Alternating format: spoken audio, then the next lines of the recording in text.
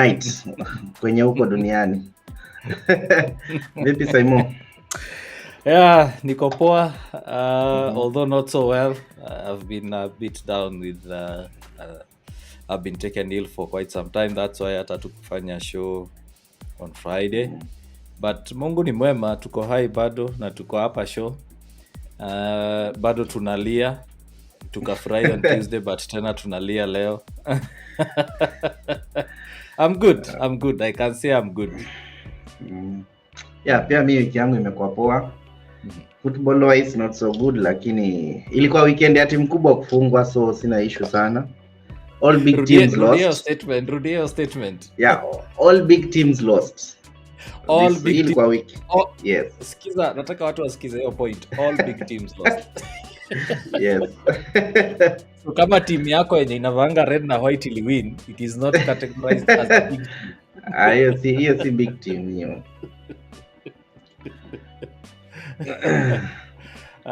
Yeah. So anyway, I'm happy to see you, Steve.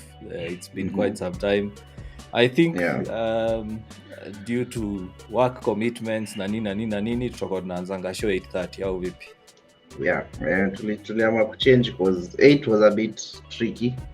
Sasa wengine wetu tunafika nyumbani hiyo 8, so kabla setup nini. Yeah. Tukajipata tu by default tunaanza 8:30. So I think tuta-stick tu na hiyo timing. Yeah. Yeah. Leo mimi ndo coordinator. Leo ndio captain. Pilot. Mimi ndo pilot, captain of the ship. So tutaanza mbio kuangalia scores game week 7.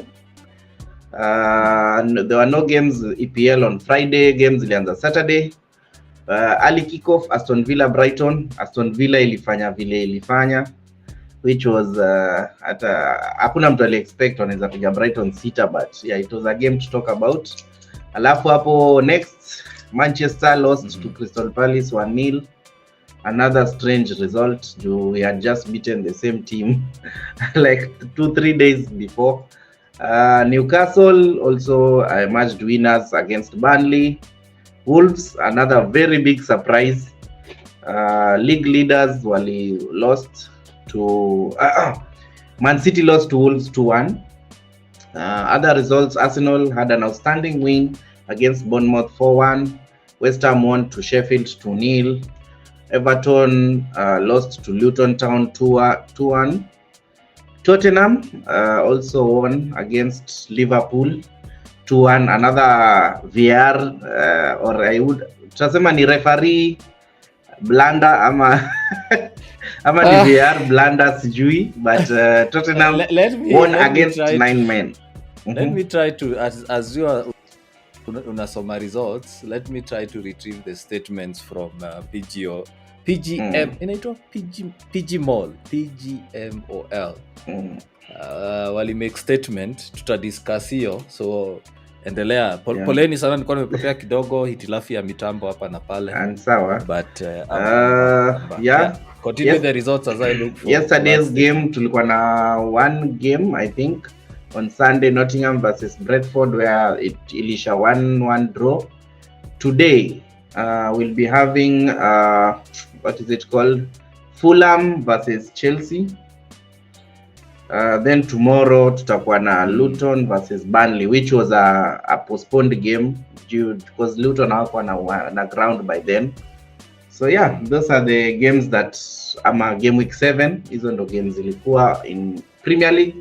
Tukiingia La Liga, Friday kulikuwa na game Barcelona versus Sevilla, where Barcelona won 1-0. Getafe drew. Tunajua Getafe timu ya kijana yetu Greenwood, but unfortunately wali draw 0-0 with Villarreal, where Villarreal had a red card. Rayo Vallecano also drew with Mallorca. Girona lost 3-0 to Real Madrid. Real Madrid had a red card in that game. Tukiingia Saturday, that's Saturday actually. Tena the last game of Saturday kulikuwa na Real Sociedad won 3-0 against Athletic Club. Jana tulikuwa na Almeria versus Granada 3-3 draw. Another game was Alves versus Osasuna Alves lost 2-0. Real Betis won 3-0 against Valencia, and Atletico Madrid won 3-2 against Cadiz. Today, later on today, saa 4 tutakuwa na Alpalmas versus Celta Vigo. Hiyo ni La Liga. There's not so za Celta, so what I wouldn't. Celta Vigo is a really predict vipi. Ule Aspas akiwa pale. Aspas ako. Celta Vigo unajua hata ni timu inasubwanga Barcelona. Haya, match week 7 tuingie Serie A. I think hii ndo tutaangalia the last one where there were no Friday games. Saturday games kulikuwa na very big games on Saturday. Big teams won, I'd say, in Serie A, where tuliona Napoli ilipiga Lecce 4-0, Milan ilipiga Lazio 2-0, Inter ilipiga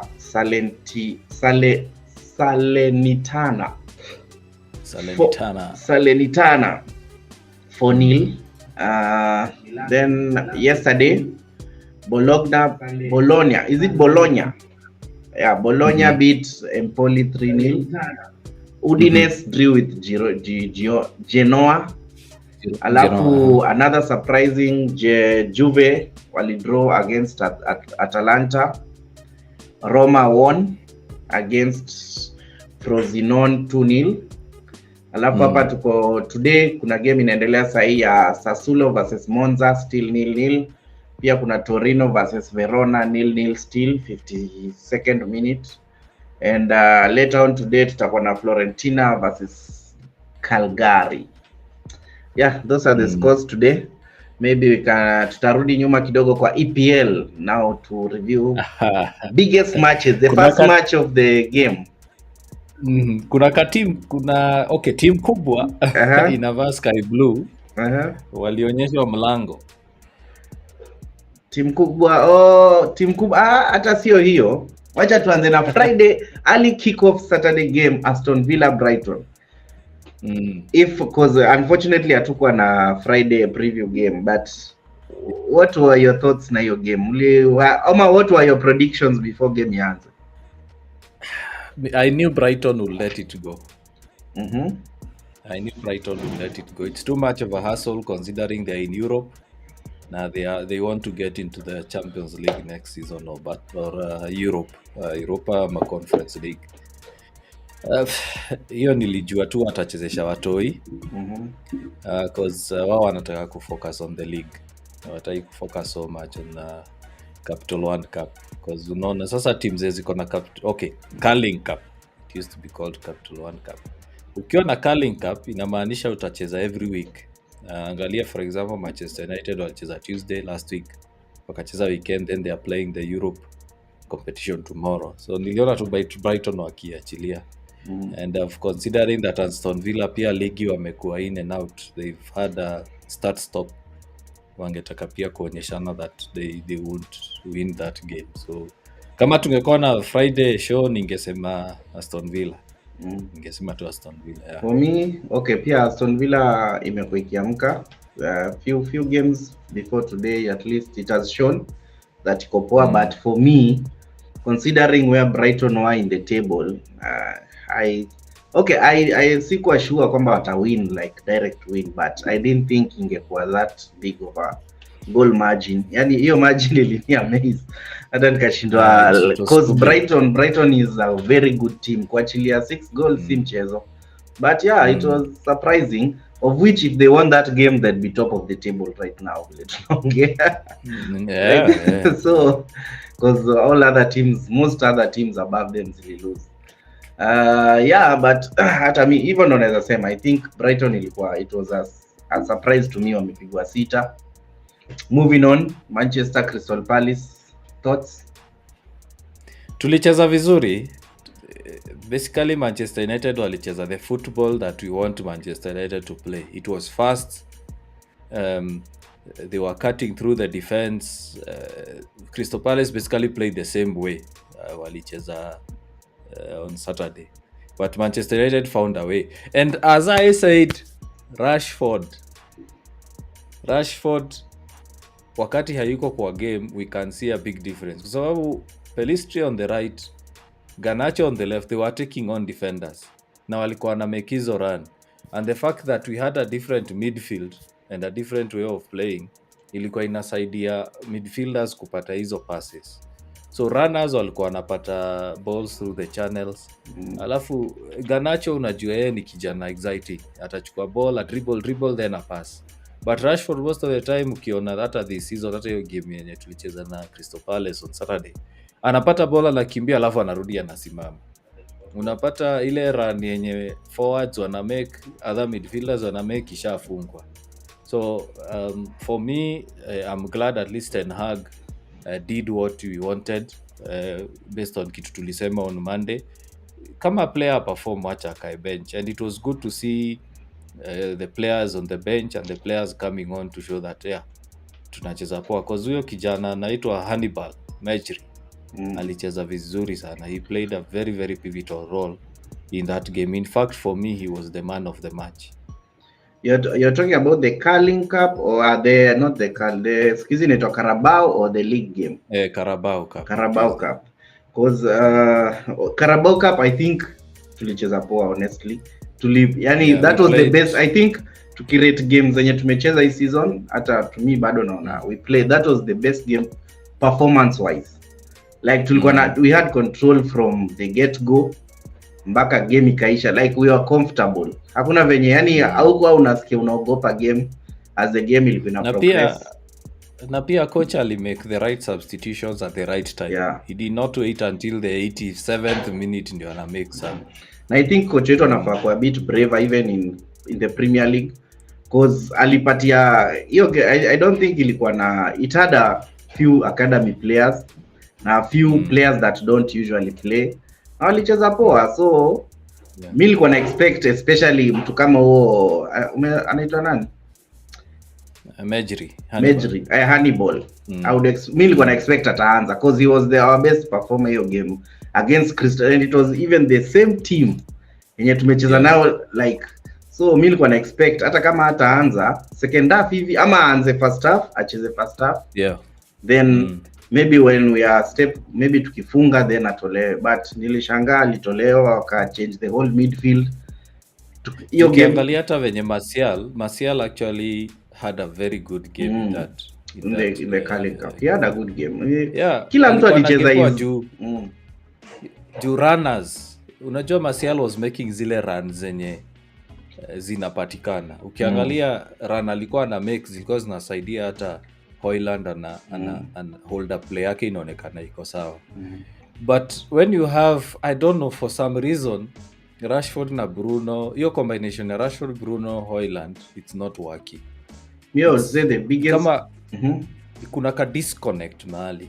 I think ka disconnect in my opinion, opinion yangu of late, Rashford is one of the best players in the team. Hatukatai.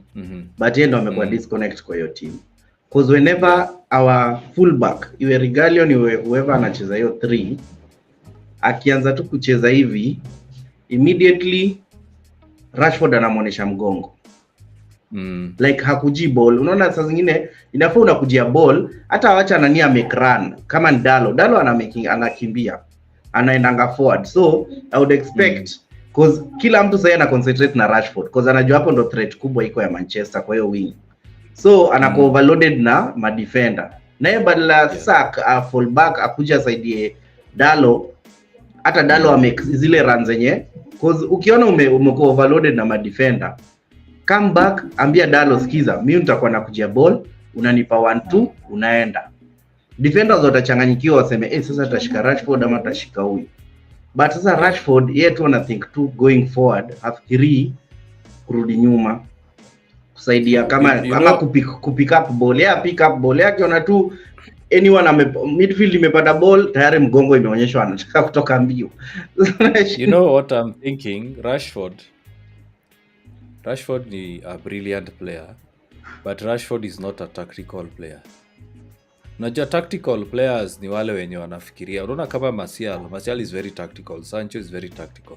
Ni wale wase wanaona hii run nimekataa ya kwanza, imekataa ya pili, go defender ananifungia hapa.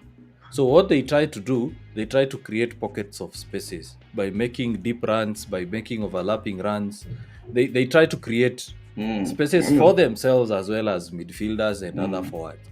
But Rashford, he always has one run. Anakimbianga to the left, then anageuka, anafanya vile anafanya mguu ana pass nyuma.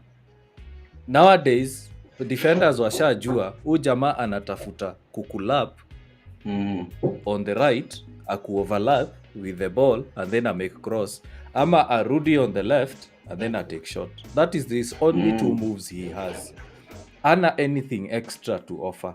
That's why and I kept saying this kutoka kitambo when both Martial na Rashford walikuwa young. If I was asked to pick Martial and Rashford in any game, both fit, I would go with Martial anytime because Martial gives you something extra. Martial akona game ya gonga gonga, ana making runs poor, he creates spaces, but Rashford does not do that. We know he's a goal scorer, yes. We know he is a good runner, ana mbio, he can trouble defenders. But the moment amepata defender ameshamsoma na anamfungia hizo channel mbili ya lapping on the right, cutting back on the left, then he akwangi na option nyingine yote. There is a season alikuwa ameanza at least anachenga watu, anapita, ana make pass, anarudishiwa, anafunga. But all of a sudden ni kama hiyo game imepotea. So he needs to adapt to tactics.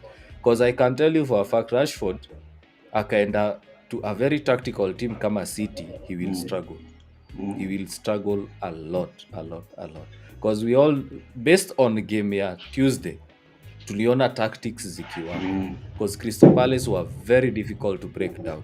Kwa sababu ya those two short runs to deep runs, we were able to easily cut them. So na quick passing, mimi naona we take too long to make passes. And it's predictable. Ana take too long, mtu anapewa ball bala release, anataka kuchenga alafu anaona ameingia amepata ukuta, anarudisha ball nyuma. Yeah. Instead bala tu angepewa a release, ajitafutie space. Like anataka ku take on players na hawezi take on. Sasa inabidi tu ameona hapa kumeharibika, anarudisha ball nyuma. Sasa ball yetu inagonga tu sideways passing, back passing. Na hiyo nimenotice ni past 11 yetu ndio iko na hiyo shida. You know what? I say this and I tweeted this as a reply to one of the questions iliyoko kwa Twitter. What is wrong with Manchester United at the moment? It is slow, it is predictable. Players already, yani I can tell you can know the pattern. Ball inatoka kwa goalkeeper, it goes to the defender. Let's say we are playing on Rashford's wing. Ikienda kwa defender atapatia Rashford amrudishie defender, apatie midfielder switch, apeleke the other wing. Fullback akipata apatie Pelistri akimbie nayo, ageuke arudishie fullback ajaribu kumake pass ya ndani.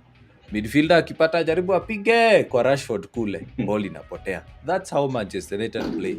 Very very simple. In fact, kama tungekuwa na pad ya game, kama ingekuwa ni real life FIFA, ingekuwa very very easy to defend against Manchester United. And we saw Crystal Palace do it. So alikuwa na chill tu. Juu anajua hii ball ikienda on the right ni lazima irudi kwa Rashford on the left.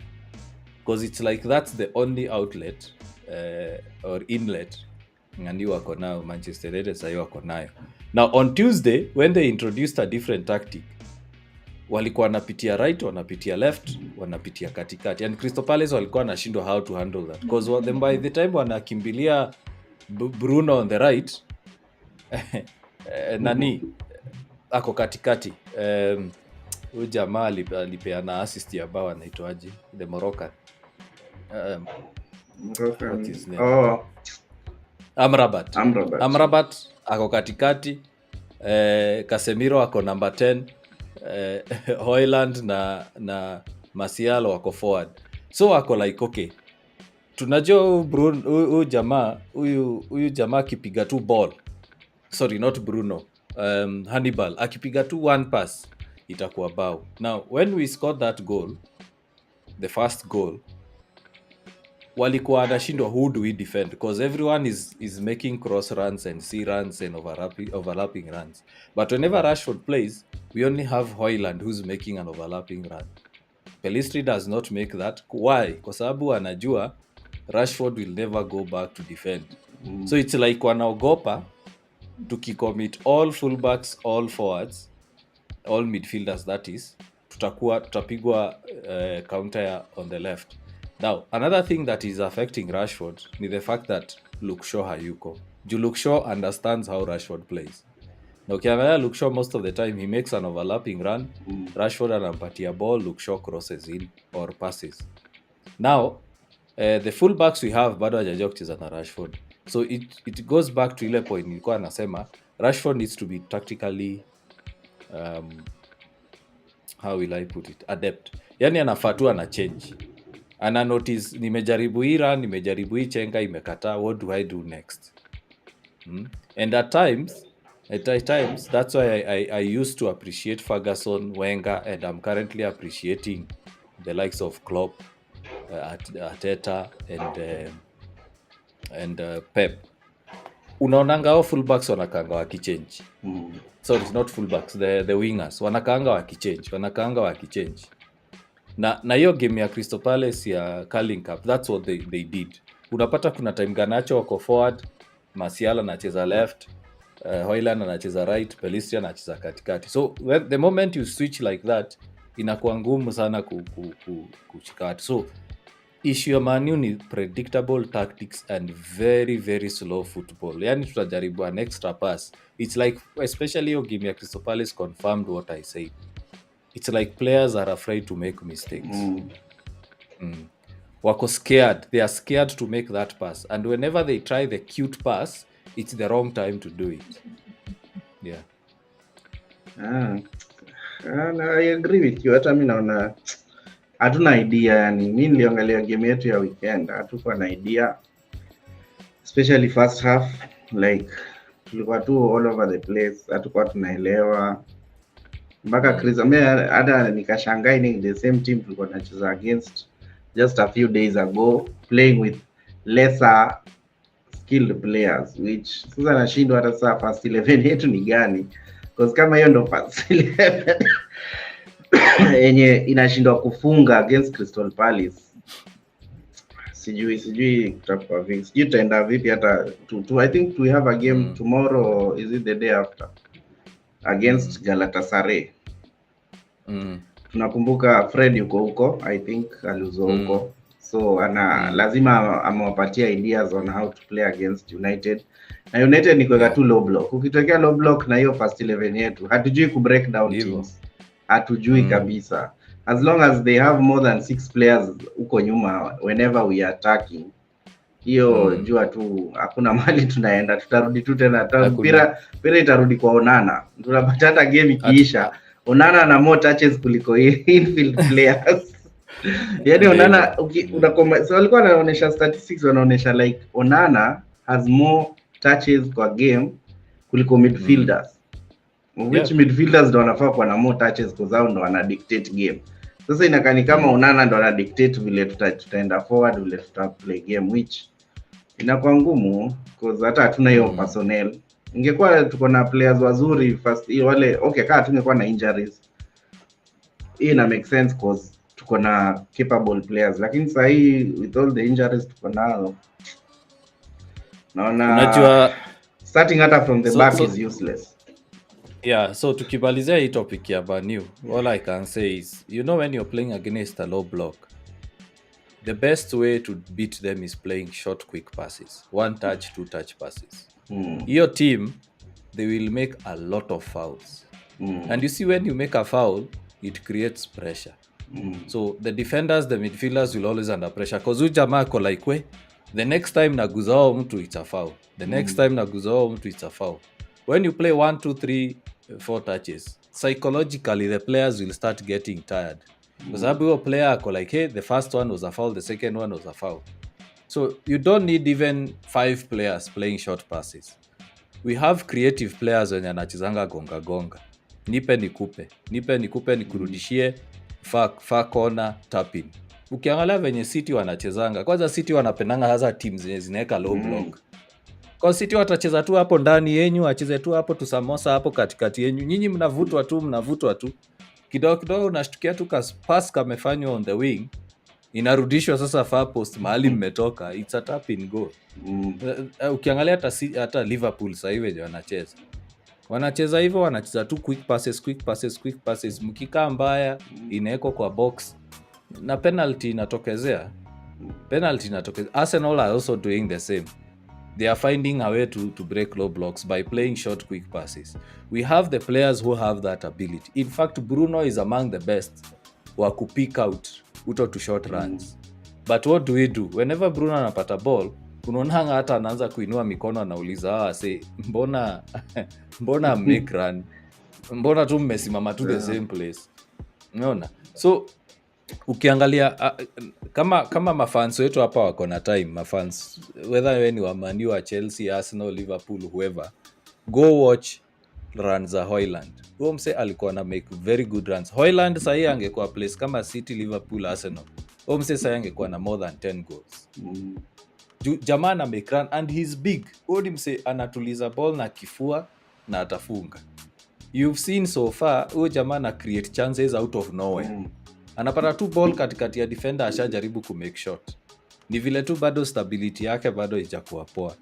So at the end of the day, Ten Hag needs to look at his tactics wakiwa na attacking coaches wake. If the attacking coaches are not working, wamechukua fire all of them. You are the manager. Futa wote kazi, enda place kama Brighton, chukua wawili. Enda sahi kuna two teams tunacheza Spain. Wanafunga bao like nobody's business. Take another 2. Waambie I want these guys to score. Cause manze, hiyo lineup ya Man U sahi ukaweza patia mtu kama Pep ama upatie mtu kama Klopp, even though they might not be the ideal players, but they will find a way to score. So Ten Hag, mimi naweza blame Ten Hag na players. Juu coach in coaching we usually say the best way to know a good coach is when the players can now translate your training on the ground, on the actual game. So kama players wako hawezi execute plan yako kwa uwanja, then it means you are not a good coach. When you have good players and hawezi translate kwa pitch, then you are not a good coach. I mean, look at Brighton. Brighton don't have world class players. In fact, they've sold world class players, but now they're even better. Tactics. Even better. Tactics. The best coaches are the ones that wanafanya yani translation ya training yao. Inaonekana. Inaenda to the ile kitu yenye mo admire about Brighton. Whoever wanaeka kwa uwanja, because they change the team every week. I think hiyo ndo team nimeona tu like all the players wanaaminiwa tu, they can do the job wakipewa chance. So maybe tunafaa tuende hiyo Brighton wetu, tuende tuchukue all their hiyo bench yao yote tuichukue, isipokuwa coach wao, cause hao wanajua, cause ukipatia Welbeck atafanya kazi yake, ukipatia ule Ferguson atafanya kazi yake. Ferguson of late hajakuwa akicheza na they are scoring goals like crazy. So yeah, sijui shida yetu, maybe as the season progresses watu wakipona. Right now at least Anthony nasikia hata sijui kama amesharudi training, but they were saying anarudi training, so he might play on Tuesday tomorrow. Yeah, so we were to discuss about the VAR decisions over the weekend. Tuliona moja ya penalty Man U akikatazwa. I have a statement here yenye walipeana. Let me see whether I can get the statement. Then later on kuna no, what's not happening? Hitilafu ya mitambo. Let me see. Asanteni sana kwa kuwatch, the guys who are with us. Thanks very much for watching with us. Kama uko na comment, post pale kwa comment section, tutaisoma. Thanks for everyone who's watching through my personal page. I'm thinking of getting a Facebook page so that is content na pushuko. We'll see about that, because unfortunately ukicomment kwa my personal page hazikuchangi kwa stream, na tunataka comment zako zinaonekana kwa stream. Yes, so let me see. Window, there you go.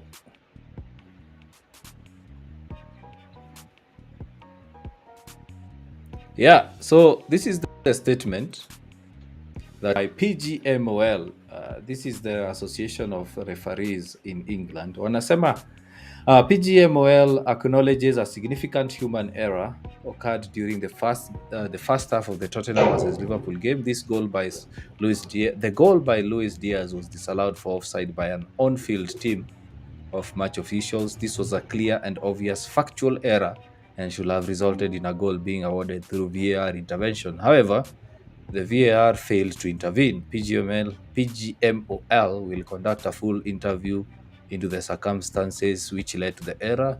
PGMOL will immediately be contacting Liverpool at a conclusion of the fixture to acknowledge this error. So this statement was immediately released after the decision was made. But Steve, either way, Liverpool walinyang'anywa bao na waka lose game, so hata apology haiwezi saidia in this case. Haiwezi saidia. An apology is, I think right now, apologize sahi makes no sense. Hata afadhali tu waseme tu, hata wangenyamaza. There is no need, because hata hiyo ndio itafanya hata players wasikie uchungu, especially the goal scorer. Just imagine only nyuma bao where everyone in the world aliona it was clear cut goal yali alikuwa amefunga. And who knows, if that goal was allowed, who knows, because Liverpool really tried to play, and they didn't have all those reds when the goal salili funga. I think they only had one red by then. Yeah. Only Jones ndo alikuwa ametoka. And they played well, hata kama walikuwa one man less. So, and they even scored while there were 10 men. So mi naweza sema I think refs wanapapia warudi, because wamekuwa wakimake so many blunders. See one game, see to every week kuna tu something that they are doing yenye. Mi hata ningesema even I think, because mi niliona hiyo game ya Liverpool na Tote, even there were some fouls.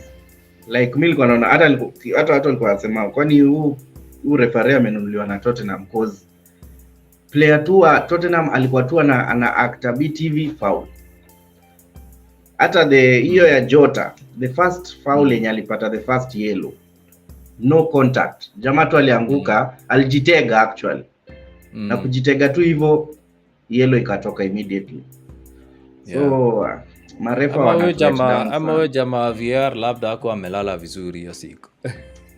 I don't know, kwa sababu even a yellow is reviewed. A yellow is even reviewed. Like they were not reviewing anything. Meaning, I assume maybe VR was not working that on kwa hiyo game, because there was no reviews. Like all decisions zilikuwa zimeachwa kwa referee on the on-field referee.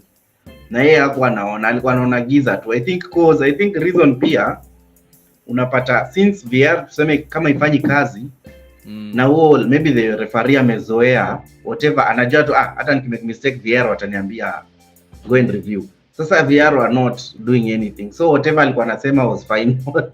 Akisema ni yellow, no reviews, no. I think the only review alifanya ni hiyo ya Jones. Now before hiyo ya red card, hiyo tu ndo niliona huo referee sasa yeye mwenyewe ameenda kwa screen akaangalia akaona by the way that was dangerous play, ndo aka review akasema sio yellow ni red. But other than that, hakuwa na shughulika na VR kabisa. You know what I'm thinking? Hizi mashida zikiendelea, I'm seeing EPL clubs saying they don't want VR. Kuna ligi moja, I can't remember which country, VR iliwaletea mashida mingi hadi wakasema no, we don't want VR anymore. Wacha tu ikae. I think also in Germany, in inaitwa DFB Pokal or something. There's one competition in Germany, I can't remember the name. Walisema they don't want VR at all. Wanataka VR ikiwa huko quarters, semis huko. They don't want VR because VR at the moment is not doing what it's supposed to do. Because kazi ya VR ni kurefer. Hii mistake imefanyika, umpire amefanya mistake, ni aje enda kwa screen review, kwa sababu sisi vile tunaona hapa iko na shida. I think it was the Everton game. The Everton game wali take almost 10 minutes to verify a decision. Ile ya Liverpool, it barely took 30 seconds. Well, actually nikiwatch the analysis, walikuwa wanasema between the VAR check na umpire kuambiwa the decision imeholdiwa, it was 28 seconds. huyu jamaa hata kuchora line hakufanya nini. So they are saying like walionyesha VR and na hakukuwa na line, so watu wanauliza where is the line, because tayari ilikuwa inaonyesha like to the naked eye. Hata kama nilikuwa I was the one in the VR, even in the with my naked eye alikuwa on site. Sasa lazima uweke line. Alafu sasa making it even worse, hawakuweka line. Alafu wameka VR check. Like umeonyesha, yani ume review kutuonesha vile hii kitu ni bao legit, alafu mwisho ya hiyo VR kila kitu useme ni offside. So wanasema it's a misunderstanding between jamaa VR na the on-field referee, because jamaa VR alisema no review kwa sababu yeye alidhania referee amepeana bao. Unaona? But after that, see, now you should also tell the referee, skiza, I meant, because how many seconds does it take kuambia referee kwamba no, it's a goal? Very few seconds. Si lazima, si kitu atutaka 3 ukiona umeambia referee kitu na hajaelewa. Mwambie repeat it to me what I've said. Kama unaona hajaelewa, lakini walibiwa. Mimi naweza sema tu Liverpool walibiwa hiyo game. Linesman aliflag akasema ni offside. Referee akablow akasema offside. Then VR waka-intervene. But sasa referee na yeye alikuwa na act ni kama atapeana bao. So ule jamaa wa VR haku confirm that it is a goal. Yeye aliambia tu referee review imeisha. So wakati referee kwa masikio yake alisikia review imeisha ako like kwa hivyo ni offside. Kwa hivyo yangu iko sawa, ni offside. So there is a miscommunication between the two, which should not happen in a professional sport. Those guys wanalipangwa pesa mingi sana. Na ako tu na kazi moja. Kazi yake ni kukaa pale a review. Na VAR referees hawakuangi ati ni mmoja. Ati ni msee mmoja tu amekaa kwa screen zote anaangalia. There are team of VAR referees. And they are now nasikianga they are on-field referees wenye wanaenda kufanya hiyo show. Si ati ni somebody tu anakonga kwa comms. Like it's a referee. It's a referee. So what I'm thinking will happen. Wanafaa kwa embarrassed sana. What I'm thinking will happen, na decision mostly za FA zinatolewa on Wednesday. I'm thinking that referee atapewa ban. Most likely atachezesha for a few games mpaka. Yes. And then watasema wana review alafu atarudi tu eventually. But I don't think atapewa ban ya a few games na atakuwa demoted. So demotion inamaanisha ataanza kuref. No, he will be given, trust me, he will be given a demotion. So a demotion might be akue for the official for a few games. Unamaanisha demotion ati for a few games. Kama a few games obvious, because hakuna mtu atataka. Right now niko sure kama kuna fixture next yenye yuko, hiyo hizo timu mbili sasa hizi zinateta. Zinasema huyu jamaa I remember there was a time ule referee alikuwa anaitwaje, huyu mwenye alikuwa bald headed, watu walikuwa nasema anachukia Arsenal. What was his name? He was a very famous referee. Is it Dean something? Yeah, you remember Mike Dean was punished na akaenda to championship. He was demoted and he went to championship for a few games. And you know, for referees, that's a huge embarrassment. That's a huge embarrassment. Ukiangalia mtu kama Michael Oliver Sahi is one of the most experienced Premier League referees. He is now even umpiring World Cups na Europe, Europe by mean the European Champions League plus the European Nations League. So when you get a demotion, Steve, unajua sasa hiyo inamaanisha when referees wanatafutwa wa kufanya international matches and continental matches, you won't be kwa hiyo list. And those referees are paid crazy money. Si ati mtu analipangwa £100 per game. They are paid thousands of pounds per game, and also it increases their CV. So sasa huyo number one, I'm so sure atabaniwa from VAR. Ataambiwa sasa VAR kwanza kando, rudi training.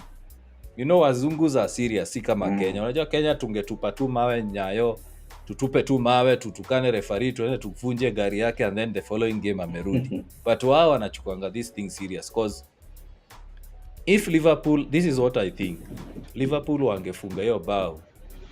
Okay, kama hiyo bao ingekubaliwa, walifunga bao. Kama hiyo bao ingekubaliwa, it would have been a totally different game for Liverpool. Yeah. But you can't make an apology na wasewa umeshawanyang'anya bao. An apology won't make sense, and we all know hizi football matches huwa hazirudiwi, si kama hizi local leagues zetu zenye wanasemanga no that was unfair rematch. Hakuna kitu kama. We have never seen a rematch in a European league. We have never seen a rematch. Hiyo imeenda hiyo. So your referee demotion ataambiwa. I think there is a time Clattenburg had made a mistake. You remember that Chelsea game? Wakati alipeana some racial remarks. Was it Mikel or Drogba? Can't remember who the player was. He made some racist remarks. He was demoted, akakuwa fourth official for the next, yani for the entire season. Hakuref game ingine. Yeye kazi yake ilikuwa tu kuandika Evra ameingia dakika 69 anainua board. And Clattenburg actually ukiangalia since that time hata alitoka England. He went aliachana na referee kwa sababu reputation yake iliharibiwa kabisa. But so let's hope after that other nini wengine watakuwa rada kidogo au match officials, because sahi vile wanachezesha the games since season ianze ni kama wako blind. Mimi hata sielewi, like wana make two kama like even our game, kama tunaweza rudi back a few games ago while we were playing na Tottenham. Defender alishika same, hata si foul, defender alishika mpira tu the same way ilishikwa na game ya Arsenal. Ours no penalty, Arsenal's game penalty. So unashindwa, hakuna consistency kabisa kwa kama unawatchingi Super Sport, kuna jamaa anaitwa Gallagher, ule referee analeta ndo kwa analysis, ball guy na glasses.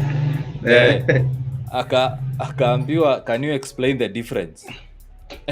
Alishindwa ku explain the difference because literally ukieka hizo picha mbili they are the same hand, same position. Na the problem ile kitu alishikwa cause alisema ile siku ya game yetu alisema that is not a handball because akapeana explanation ndefu ya upuzi of which tu ni technicalities anaongea kitu yote ya sense. Yes. Same thing happens yesterday. Sasa hiyo game ya Arsenal now Tottenham. Same thing happened. Anataka kusaid na defender lakini na referee decision, lakini akisaid na hiyo referee decision ana go back to his ile decision alikuwa anaongea in our game. So hata anakaupuzi, anakali kama ajui nini anaongea cause well he's trying to defend the Arsenal's why Arsenal alipewa hiyo penalty ina discredit whatever alisema kwa game yetu. So yani hata huo jamaa anaonanga he's too biased na watu wa referee pia. Hata nimeona the rules, and we said this kwa previous season. Referee rules wamekuwa so protected such that hata captain haezi wauliza why they've made a decision, and the captain can't ask them to ask for a VAR review because the moment captain anafungua tu mdomo hivi yellow. So referees sasa wamepatiwa ka arrogance. They are now starting to operate like African leagues. That's how African leagues operate. Because referee ana kiburi sana, hawezi mshow anything. Hawezi mshow na yani wewe cheza ball. Wewe kazi yako ni kucheza ball. Wacha mimi ntaref. Hata kama na ref vibaya. Hata kama na ref vibaya wewe cheza ball. Usiniulize maswali mimi. This thing that watu wetu wa hockey wanapenda kusema, and I hate that thing to the core. At the umpire's decision is final. That is nonsense.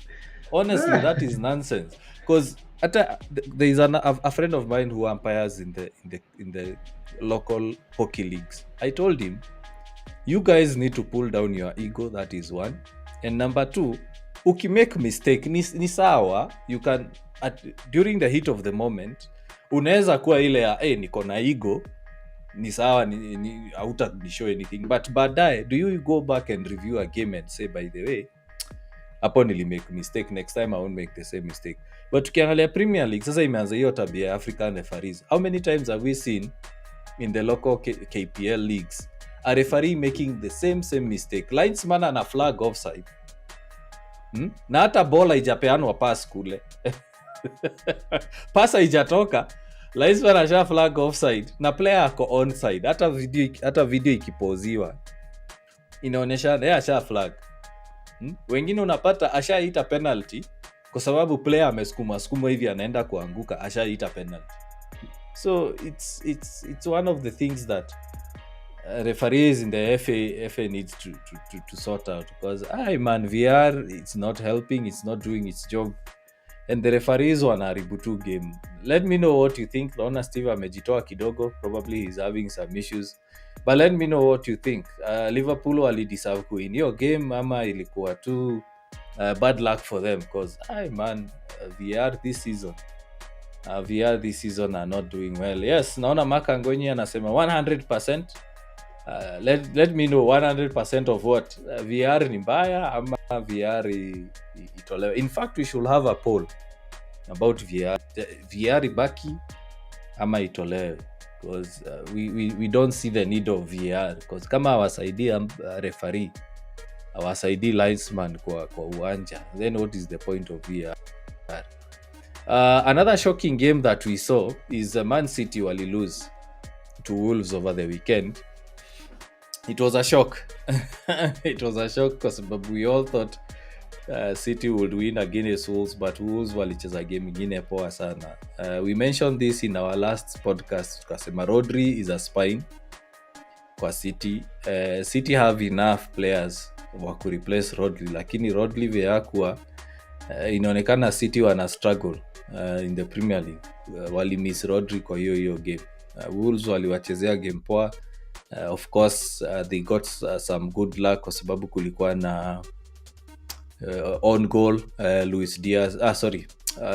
Diaz. I can't remember the first name. Diaz alijifunga bao. And then the Korean guy, mlisikia Pep akisema the Korean guy akafunga the second goal, and yeah, City lost like that. Pep akajaribu kupiga kelele pale. You remember he's under ban, stand ban, but ni game, ni hali ya game. They lost, wakapatia the likes of Arsenal ground because Liverpool lost. It was an interesting game to watch. So our time is coming to an end, na naona Steve yuko. Do you have any questions? Do you have any comments? Post hapo tujue, tuulize maswali tujue. I will try to go to the Champions League games. Tunajua kesho tuko na Champions League chezwa. Wacha nijaribu kutafuta those matches.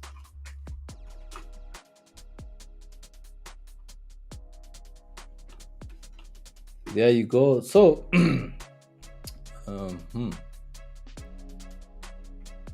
kesho kuna, that is match day 2 of the Champions League, UEFA Champions League. Kuna Union Berlin Braga, hiyo inachezwa saa 1:45. Mic check. Yeah, uko sawa sasa, umerudi. Nilikuwa nimeanza kuangalia games zinachezwa Champions League kesho na Wednesday mbio kwa sababu our time is almost up. We only have 7 minutes. Union Berlin Braga, that is the early kickoff pamoja na Salzburg Sociedad. Then kuna Inter Benfica, hiyo ni game poa sana ya kuwatch. It's at 10 p.m. PSV Sevilla, also another good game to watch. And then tuko na Copenhagen Bayern, that's a straight win for Bayern in my opinion. Man U Galatasaray.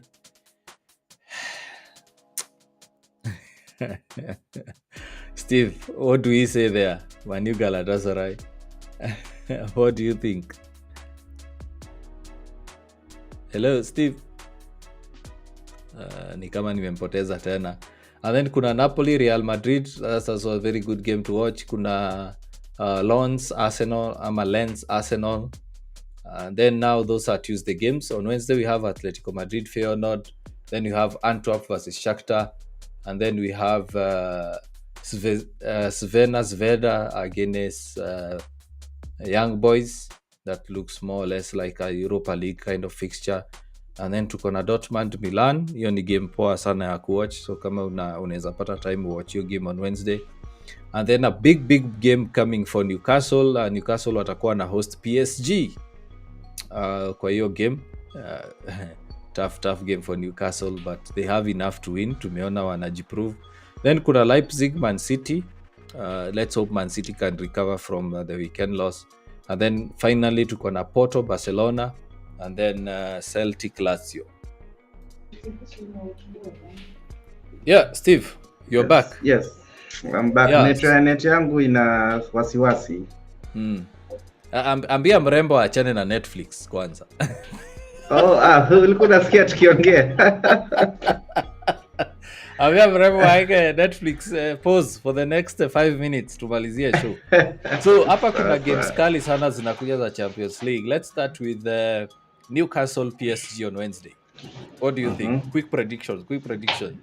Newcastle PSG on Wednesday or Tuesday? Wednesday. Tuesdays hakuna games? Ama usha review Tuesdays? Nisha review. Nataka ku mention the big games za Tuesday. Oh, the big games. Yeah, we just say our predictions, then we end the show. Which game? Let's start with Newcastle PSG. That's a big game. Newcastle to PSG, obvious. Mbappe anacheza, sijafuata French league. Sijui kama alirudi. I'm not sure. Sijui alikuwa, I think they forgive each other because he's too expensive to put kwa bench. So I'm sure atacheza. Especially Champions League. Unless he's injured ama kitu kama hiyo, lazima atacheza. Hapo ni kukaa macho. Sijui kama tutatumia velo ama jaba watu wakae macho. Lazima tukae macho bana hiyo time. Ama kahawa kwa wale watu wenye watumii hard drugs. Kunywa tu kahawa. But we are not advocating for use of drugs, by the way. Yeah. We are not advocating for use of drugs. And then kuna City Leipzig, venye tulisema Rodri kama hayuko City wanaumia. Nimetoka kusema they lost to Wolves. But I think he'll be there. Oh yeah, by the way he'll be there. Because it's Champions League. Champions League, it's not under FA, so yeah. This one he'll be, and he's well rested, so I'm sure atachezeshwa in this game. So yeah. I think they'll win hata kama wako away. Man City. Champions ni champions. So lazima wapate, unless something goes horribly bad. I'd go for City win. Good. Then the next big game, Napoli Real Madrid. That's an interesting game actually. Hiyo ni interesting game sana. At 10 tomorrow. Hiyo ni interesting. Napoli at home, hiyo ndio kitu inaniambia si rahisi kwa Real Madrid because Napoli they are at home. Wako kwao Naples, so sijui hiyo I'd say even a draw, I think. Like a 1-1 draw. A 1-1 draw hivi yenye like a very gritty game hiyo. Itakuwa very tight. Hakuna mtu anataka kuachilia. So I'd go for a 1-1 draw. Okay. Then the other big game here is Inter Benfica tukimalizia. Inter just because wako home. I think Inter wamekuwa kucheza poa since season starts, so I'd give them. I'd give Inter this one because I think they drew their first Champions League game na Sociedad, which walikuwa away. So judging that wako kwao home, I'd say wako na upper hand to win, maybe a 2-0 or a 2-1. Because Benfica is a good team. Siezi wa put off hivyo sana. Okay, over back to you for the next remaining 2 minutes. Nimekurudishia show. Leo nimekuwa in and out kabisa. Mitambo, hitilafu ya mitambo imetuzidia leo. Sasa nitasema nini? Muwe na wiki njema. Hopefully Manchester tutashinda kesho against Galatasaray. Hopefully watachezea, they'll rotate the team. Tuna new faces. Hannibal hopefully ataanza. And all the best. Socials mnajua ni zile Manchester United, Klub Banterz, Facebook, my personal Kenyan Piper, TikTok.